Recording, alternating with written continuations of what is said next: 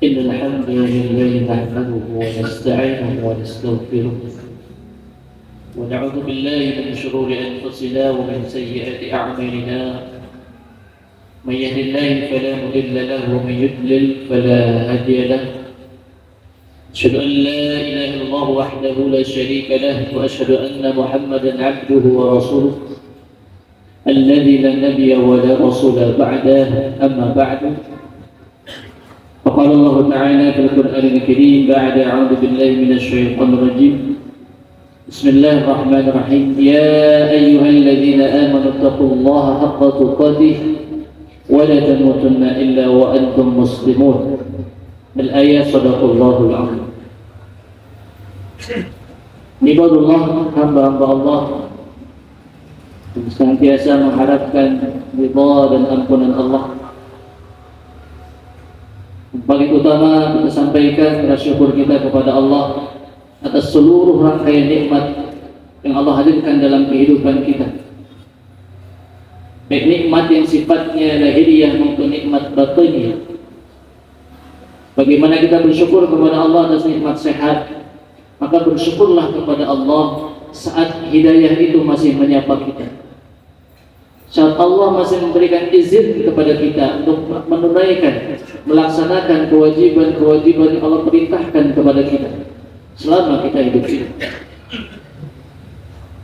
Bagaimana kita bersyukur saat kita mendapatkan nikmat materi, maka jangan lupa juga bersyukur kepada Allah saat kita masih dipilih oleh Allah dari hamba-hamba Allah yang masih menunaikan salat.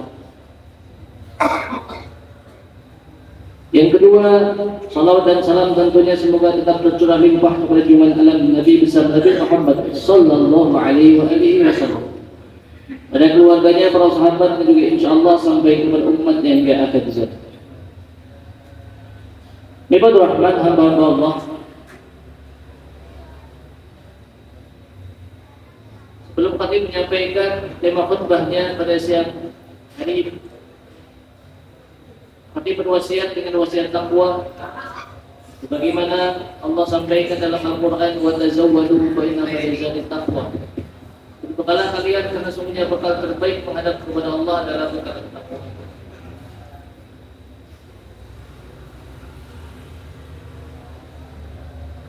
Ibadur Rahman rahimani wa rahimakumullah.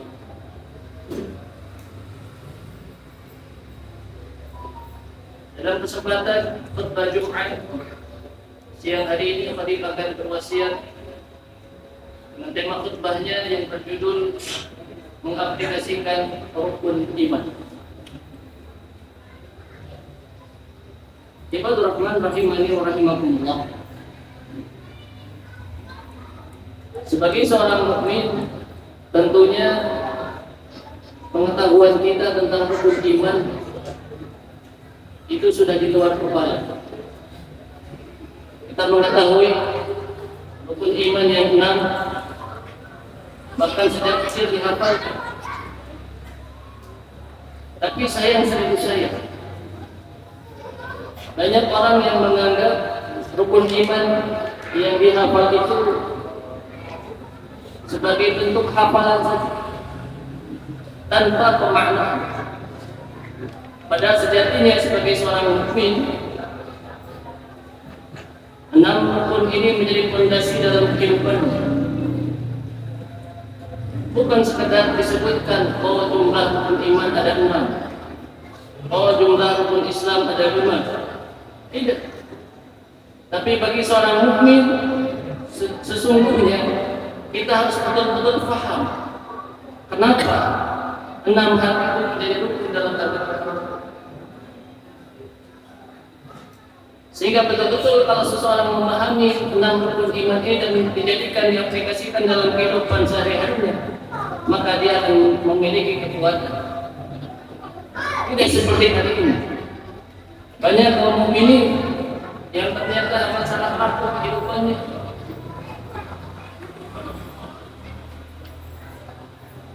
Gampang putus asa, bahkan depresi ketika menjalani kehidupan.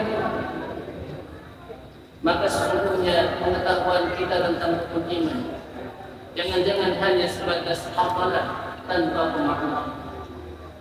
Oleh karena itu, tema ini penting untuk disampaikan. Agar apa? Agar rukun iman yang sudah kita hafal itu betul-betul diaplikasikan dalam kehidupan seharian. Apa yang pertama? Iman kepada Allah.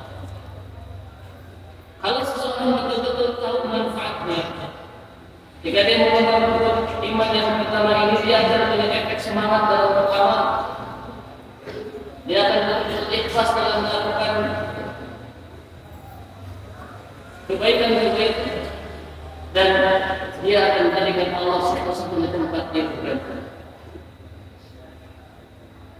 Yang kedua, iman kepada malaikat.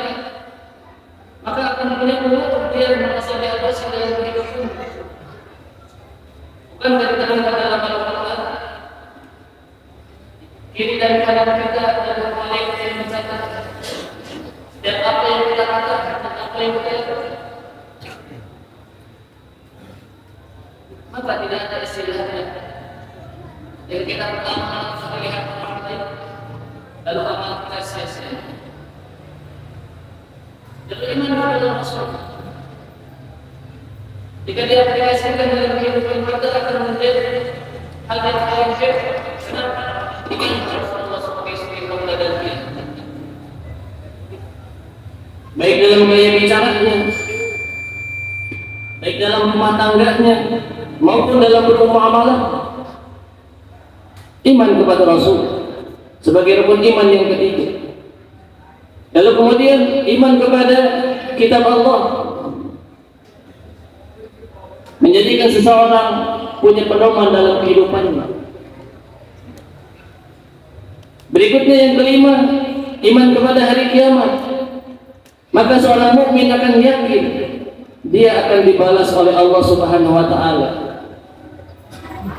Saat di dunia ada yang menipunya, saat di dunia ada yang menzaliminya, saat di dunia mungkin dia mendapatkan perlakuan buruk dari orang lain, maka seorang mukmin yang beriman kepada hari akhir, dia tahu Allah tidak akan pernah membiarkan seorang pun tanpa keadilan. Maka pasti dia akan temukan balasannya di hadapan Allah Subhanahu wa taala. Dan yang terakhir, iman kepada qada dan qadar. Ketika seorang mukmin betul-betul meyakini tentang keputusan Allah, tentang ketetapan Allah, maka dia akan ridho menerima apapun yang Allah takdirkan dalam kehidupan. Inilah sejatinya 6 rukun iman. Bukan hanya sebagai hafalan yang lancar kita ucapkan, tapi harus menjadi aplikasi dalam kehidupan keseharian kita. Pertanyaannya, bagaimana mungkin hidup kita akan kokoh jika memang rukunnya kita tinggalkan? Jika memang rukun-rukun tersebut hanya dijadikan sebagai hafalan tanpa pemaknaan. Padahal cukuplah rukun iman ini menjadi pedoman kita. Rukun iman ini menjadi fondasi seorang mukmin yang sejati. Ketika dia beriman kepada Allah, maka dia akan memiliki tempat bersandar, sebaik-baik tempat sandar. Ketika dia beriman kepada malaikat, dia akan tahu bahwa dia diawasi. Ketika dia beriman kepada kitab Allah, Al-Quranul Karim, dia betul-betul akan menjadikan Quran ini sebagai pedoman dalam hidupnya. Ketika dia beriman kepada Rasul, maka dia akan mengikuti Rasulullah sebagai suri tauladan dalam kesehariannya. Ketika dia meyakini iman kepada hari kiamat, dia akan meyakini bahwa apapun akan ada balasan di sisi Allah.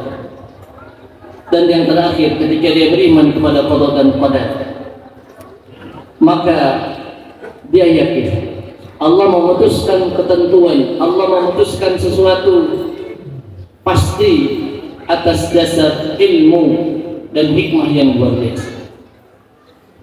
Ini sejatinya yang mungkin diabaikan dalam kehidupan kita. Ketahuilah, 6 rukun iman ini harus dijadikan sebagai fondasi, sebagaimana rumah. Jika fondasinya kuat, maka akan menopang bangunan tersebut. Tapi dipastikan, ketika fondasinya acak-acakan, ketika fondasinya kemudian diabaikan, maka akan banyak rumah atau bangunan yang roboh. Pun dalam kehidupan kita, coba kita tengok. Barangkali bila kita lekas putus asa, Barangkali bila kita seringnya depresi, barangkali harus kita cek kembali bagaimana kualitas keimanan kita terhadap rukun iman itu. Karena sejatinya 6 rukun itulah yang menjadi fondasi bagi seorang mukmin yang sejati. Jika rukun iman hanya sebatas hafalan yang dihafalkan oleh anak-anak kecil, yang dihafalkan oleh anak-anak TK, yang dulu kita hafalkan, maka sekarang saatnya rukun iman itu harus menjadi aplikasi dalam kehidupan keseharian. Bukan lagi sekedar hafalan, bukan lagi lancar kita sebutkan, tapi betul-betul menjadi fondasi dalam hari-hari kita. Barakallahu li wa lakum.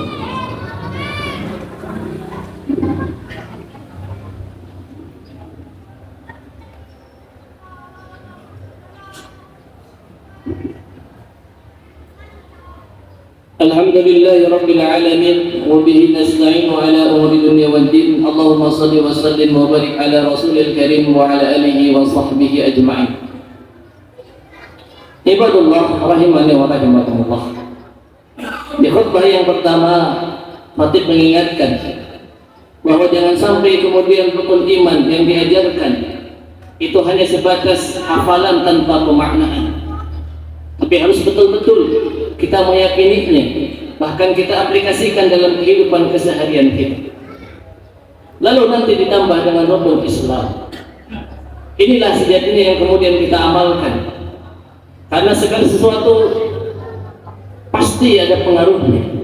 Ketika seseorang dia mengucapkan 2 kalimat syahadat, berarti ada aturan yang mengikatnya. Ketika dia mengatakan rukun Islam berikutnya salat, maka dia harus menjaga salatnya. Ketika dia mengatakan rukun Islam adalah zakat, maka dia menunaikan zakatnya. Ketika kemudian dia meyakini tentang rukun Islam puasa Ramadan, maka dia menunaikan itu. Dan yang terakhir adalah ibadah haji.